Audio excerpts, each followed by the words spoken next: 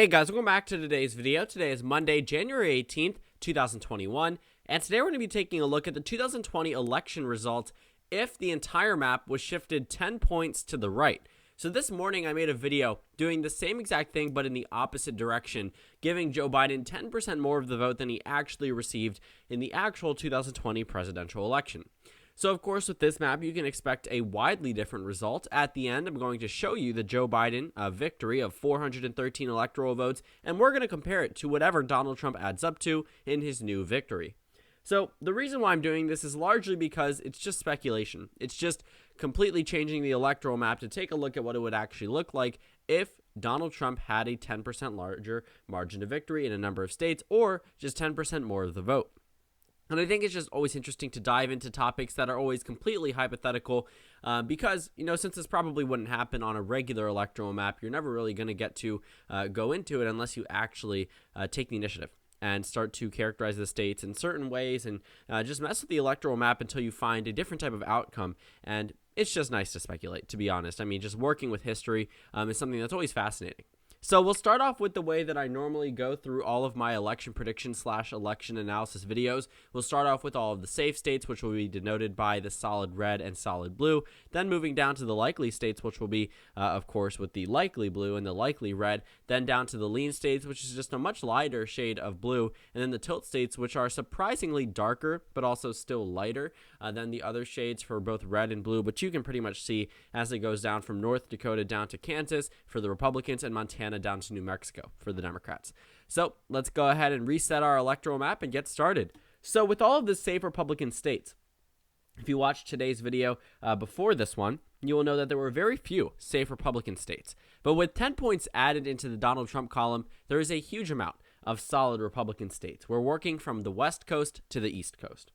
So this starts off with Alaska being a solid Republican state, then Idaho, North, South Dakota, Montana, I forgot to include, Wyoming, Nebraska at large, Nebraska's 1st district, Nebraska's 3rd district, Kansas, Oklahoma, Texas, Utah, I forgot to characterize that one, Missouri, Iowa, Indiana, Ohio, West Virginia, Kentucky, Tennessee, Alabama, Mississippi, Arkansas, Louisiana, South Carolina, and I believe that is it, and Maine's 2nd congressional district. So that should be the total amount of safe states for the GOP. This puts them at 188 electoral votes. So if you remember not yesterday, I don't know why I said that, today's video, Joe Biden had 227 safe electoral votes with a 10-point added amount. Donald Trump only has 188. But of course, he's going to win way more electoral votes as we go down into the likely and lean states. For the Democrats, they only have 6 safe Democratic states. This means 15 points or higher in terms of the margin of victory. This comes from California, Hawaii, Maryland, which is my home state. Interesting thing to know, I guess. Massachusetts, Vermont, the District of Columbia, and that should be it. That is it for all of these safe Democratic states, and also, Maine's 1st district is not added in there. So that puts Joe Biden and Kamala Harris at 86 electoral votes, leaving 264 left to be in the quote-unquote toss-up column. Even Joe Biden's home state of Delaware would not be considered safe in this scenario, and it wasn't actually safe in the 2016 election, which I find very fascinating. So the next state is the next few states are likely states. These are states that are decided between 5 and 15 percentage points. So for the Donald Trump column, I'm sure you can assume that there are more likely Republican states, but not by a lot. In fact, there are only 8 likely Republican states and 7 likely Democratic states. So we'll start off with the Democratic states just to show how Joe Biden can really catch up. Technically, he really can't, but based off the safe amount, once we added the likely Republican states, it's going to go completely one direction. But we'll start off by characterizing the states on the West Coast. So Washington and Oregon would remain likely Democratic states as they were in 2016, I believe, for the case of Oregon. Washington may have been a likely state at some point. Might have been safe in 2012. I don't entirely remember. I know that it was narrower than the victory here in 2020. Illinois would become a likely Democratic state. Delaware, which is Joe Biden's home state, served as a senator there for decades. New York, which I find quite interesting. Connecticut, Rhode Island, and Maine's 1st congressional district, and also the state of New Jersey would become a likely Democratic state. So actually, that's a total of 8 likely Democratic states. I forgot to include New Jersey. I just remembered that it should have been in that column. I don't know why I didn't write it down. And I don't include the districts when we talk about the number of states. So when I'm talking about the number of states, I'm not going to talk about Maine's 1st district included in that total number. Now for the likely Republican states, I don't think these come as too big of a shock for many people.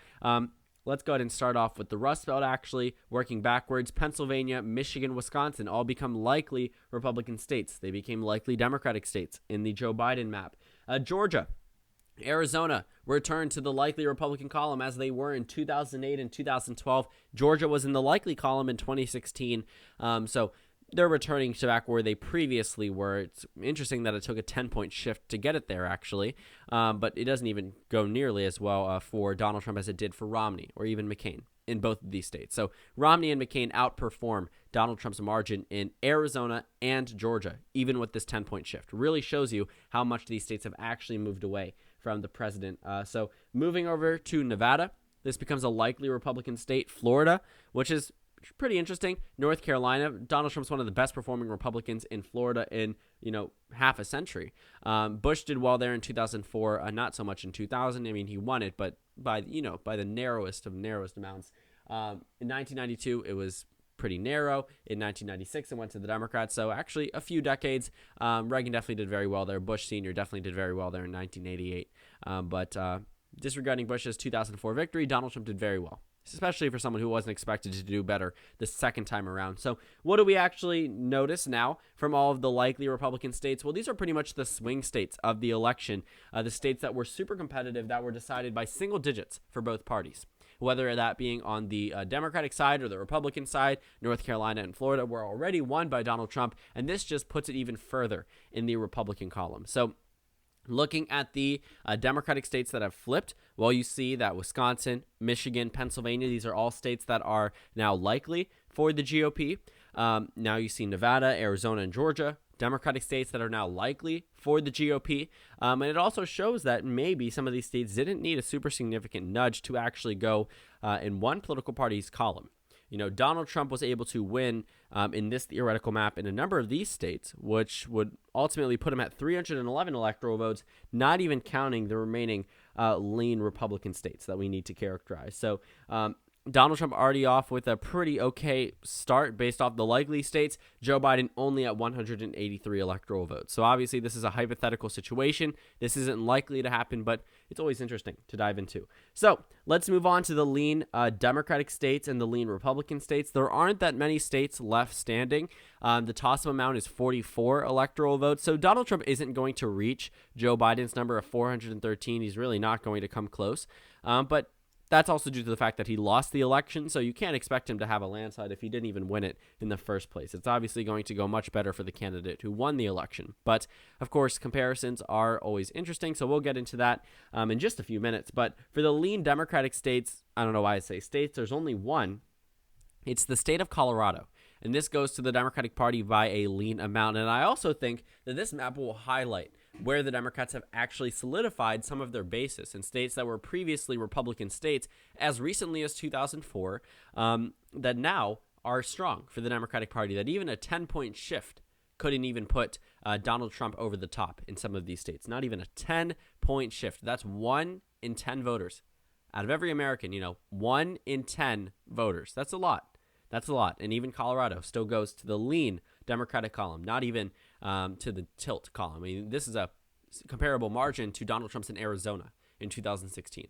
So Colorado, certainly a pretty solid Democratic state, might I add. But for the Republican column, they would be able to flip Nebraska's 2nd district, which also I find interesting that it takes a 10-point shift to move Nebraska's 2nd district back into the to the Republican column, because the Democrats won it by 7 points this election, 7 percentage points. Romney won it by 7 in 2012. Trump won it by 2 in 2016. So Biden's victory of 7 is a huge shift from the last time that Joe Biden was on the ballot. And now that it takes a 10-point shift to really move this district back into the Republican column is very telling about the amount of suburban support that was lost for Donald Trump.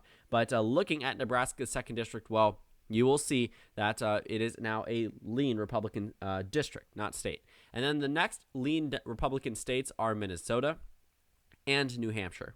So that's pretty much it. I don't know why I missed Maine at large. That one should actually be I did not miss Maine at large. We have to get to that one, but we'll go ahead and get to that when we see it. So right now we have New Hampshire, Maine, and Nebraska's 2nd District all in the Republican column. This is with a 10-point shift. So far, Donald Trump is at 326 electoral votes. Joe Biden is at 192. And I'm sure you can guess that the remaining states are tilt states, states that will be decided by less than 1 percentage point. Well, you would be correct. The final states that need to be characterized, Maine, New Mexico, and Virginia, 2 of them are Democratic states. Now I'm going to give you a second to guess which ones they are. And then also I'm going to characterize the Donald Trump state first. And the Donald Trump state is not New Mexico, which was won by George Bush in 2004, won by Hillary Clinton by single digits in 2016. It's not Virginia, a state that George Bush won by very, very large margins in 2004. It's not a state that was, it's not Virginia. It's actually Maine at large, which I find very interesting. This goes into the tilt Republican column very narrowly. We're talking a 0.7% victory for Donald Trump in that state. But what we also notice is that Joe Biden retained his victories in New Mexico and Virginia. They may not be the largest margins, but these states would have absolutely been automatic flips had this swing been applied to 2016, had this swing been applied to 2012. Had it been applied to 2004, they would have become safe Republican states. So the victories here cannot be understated by Joe Biden. And the fact that Donald Trump's 10-point shift wouldn't be enough, I find very interesting.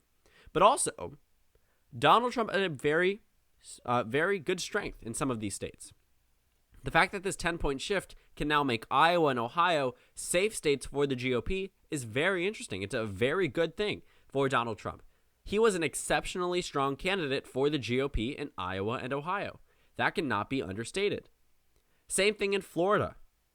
Surprisingly enough, Florida is now a state that's nearing safe in terms of the margin. I mean, this is I believe, 13.3% victory for Donald Trump in Florida, given this new adjustment. Maine's 2nd District now becomes safe for the GOP. So Donald Trump definitely had some very strong areas, the Rust Belt included. Wisconsin, Michigan, Pennsylvania, had this been the 2012 map, Romney would not have reached, likely. Romney would not have been there. Donald Trump was a very strong GOP candidate in the right areas in 2016, but very weak in just the right areas for the Democrats in 2020. So Donald Trump definitely offered some type of appeal to voters that the traditional GOP could not appeal to, but he also lost them in his re-election bid. And I think this also can show that the Republican Party needs to tap someone for 2024 that can win in certain regions of the country that Republicans previously weren't able to, but then also, combined with that, not lose the suburban vote. But also, let's go ahead and move past this map and focus on the other one and compare the two, because you will see a very big difference because, of course, they're going in opposite directions. I mean, this is practically a difference of 20 percentage points, adjusting it for each individual way. So this is the Joe Biden victory map, and as you can see, there are a very large amount of safe Democratic states, as there are a very large amount of safe Republican states. Well, let's start off by comparing the safe, likely, lean, and tilt regions, and then we can go ahead and end off this video. There are 227 electoral votes that are safe for Joe Biden and Kamala Harris, 188 that are safe for Donald Trump and Mike Pence. Well, for the likely column, 123 electoral votes that are safe for the Biden camp, for Donald Trump, 123 as well. Isn't that interesting? In the lean column, there are 63 electoral votes, most of them coming from Texas. For Donald Trump, there are only 15. And in the tilt column, there is only 2 electoral votes for Donald Trump, whereas Joe Biden has 0. So, looking at the landslide victory for Joe Biden, and what actually wouldn't necessarily be a landslide, but would be a very, very, very good victory for the Republican Party. You do have to point out that there are certain areas where you can see where the strength really comes off for Joe Biden, and then strengths where, Donald Trump did very, very well on his map. The Rust Belt definitely for Donald Trump, and also the Sun Belt for Joe Biden. Georgia, Arizona, North Carolina, Texas Texas is now a Democratic state. Applied this to 2012, Texas would still be a likely Republican state, even with a 10-point shift in favor of Obama. Even in 2008, would still be a Republican state, not even tilt, if a 10-point shift was applied to Obama. And if you applied a 10-point shift in 2008, North and South Dakota would be Democratic states. I mention that all the time because it's so interesting to me that now that the 35-36 margin of victory for Donald Trump in those states, just 8 years after Obama was well within a pretty significant amount. So looking at the comparable maps, you can find these, just compare them back and forth if you'd like. You can do a deeper analysis if you'd like to. But overall, I think that it's very fun to take a look at. And obviously, this is a completely hypothetical situation, so we're just going to work with this. But I just wanted to point this out because there are very big differences. You can clearly see where the Democratic and Republican nominees had very strong areas, all of their strengths, all of their weaknesses, and that's showcased in this map that really expands their margins in opposite directions. And you can see where they still didn't win, but also in areas where they did by pretty considerable amounts. So thank you guys so much for watching this video. Make sure to comment down suggestions below. Subscribe on the left if you haven't already, and check out the Instagram and Twitter. At the bottom left of the screen, there's also a Discord server for you to go ahead and join. On the screen, there's a video you can watch, and then a playlist for my post-2020 election videos. Again, thank you guys so much for watching, and I will see you all tomorrow.